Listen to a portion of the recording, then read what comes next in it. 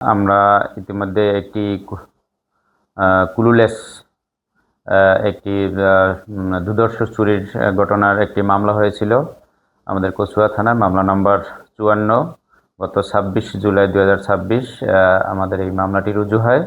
মামলার ঘটনা ছিল কচুয়া থানার করজ গ্রামের বাসিন্দা নুরুল ইসলামের বসত বিল্ডিং। নুরুল ইসলাম এবং নুরুল ইসলামের ওয়াইফ তার বসত বিল্ডিংয়ে থাকতো। বসত বিল্ডিংয়ের দোতলায়, তার নিচতলায় ভাড়াটিয়া আসে 4-5 জন, 3 জন পুরুষ এবং একজন মহিলা সেখানে ভাড়া নেওয়ার জন্য আসে। তাদের কন্ট্যাক্ট নাম্বার নিয়ে যায়। পূর্বে প্রথম ভাড়া তাদের বাসা ভাড়া দেখে যায়, পরবর্তীতে আবার কন্ট্যাক্ট কনফার্ম করে তারপর তারা বাসায় আসে।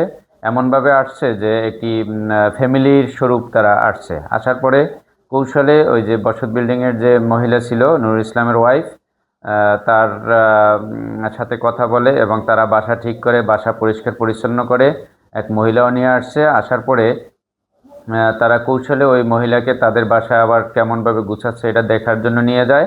এক পর্যায়ে তারা একজন নিচে এসে তাকে নিয়ে যায় এবং অন্য একজন কিছু স্বর্ণালঙ্কার এবং কিছু স্বর্ণ যে পরিষ্কার পরিচ্ছন্ন করে এবং স্বর্ণ তৈরি করে, এরকম কিছু কার্যক্রম সে ওই বসত বিল্ডিংয়েই দেখানো শুরুর পরে এক পর্যায়ে মহিলার গলায় বিভিন্ন স্বর্ণালঙ্কার এবং কানের দুল এগুলো ছিল।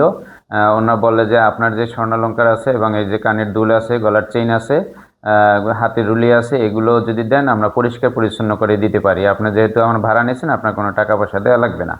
তখন ওই মহিলা সৎবিশ্বাসে তাদেরকে এই স্বর্ণালঙ্কারগুলো প্রায়, উনি তার এজাহারে উল্লেখ করছেন যে 6 ভরি 8 আনার পরিমাণ স্বর্ণ এগুলো ওদেরকে পরিষ্কার পরিচ্ছন্ন জন্য দেয়।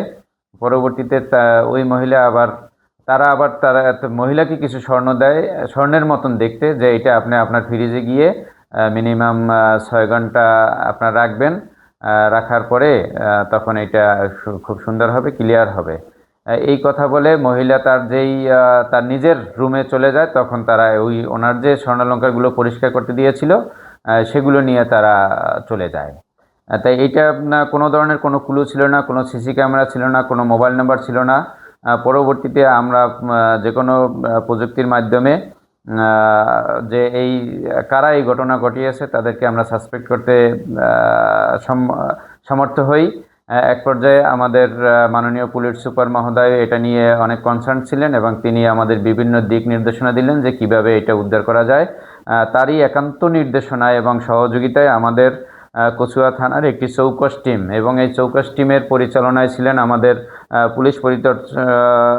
পুলিশ পরিদর্শক তদন্ত মোহাম্মদ রাশেদুল হক, যিনি আমার পাশে উপস্থিত আছেন। ওর যথেষ্ট পরিশ্রম করে আরও আমাদের সাব ইন্সপেক্টর মামলার তদন্তকারী অফিসার SI রুবেল সরকার ছিল এবং সহযোগী সাব ইন্সপেক্টর ছিল SI রুহুল আমিন সহ একটি চৌকস টিম আমরা ঢাকায় প্রেরণ করি। বৈজ্ঞানিক প্রযুক্তির মাধ্যমে ঢাকার ডেমরা এলাকা থেকে এবং মুন্সিগঞ্জ লৌহজন থানা এলাকা থেকে আমরা 2 জন আসামিকে গ্রেপ্তার করতে সক্ষম হই এবং তারা যে এই ঘটনার সহিত জড়িত এটা সত্যতা স্বীকার করে এবং তাদের স্বীকারোক্তি মোতাবেক ঢাকার তাঁতিবাজার থেকে আমরা 3 ভরি 1 আনা 4 রতি স্বর্ণালঙ্কার আমরা উদ্ধার করতে সক্ষম হই। আসামিকে জিজ্ঞাসাবাদে তারা সত্যতা স্বীকার করে এবং তারা বিজ্ঞ আদালতে স্বীকারোক্তিমূলক জবানবন্দি প্রদান করবেন মর্মে জানায় এবং আমরা আজকের আসামি দ্বয়কে বিজ্ঞ আদালতে সুপর্দ করেছি।